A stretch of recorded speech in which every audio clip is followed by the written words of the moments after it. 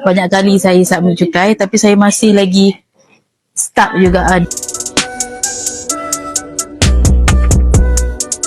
Saya Perwaida daripada company Solusi Jaya Siam Berhad. Nature business solusi berkenaan telekomunikasi. Sekarang ni saya nak tahu macam mana cara nak kurangkan lagi cukai, walaupun saya dah banyak kali saya submit cukai, tapi saya masih lagi stuck. Daripada kelas ni saya dapat tahulah cara-cara macam mana nak kurangkan cukai tu. Untuk Tuan Izzat, so far yang saya join daripada kelas e-invoice sampai ke kelas tax ni, punya guide and dia punya tu memang saya follow. Memang orang kata 90% lah daripada 100% tu saya dapat.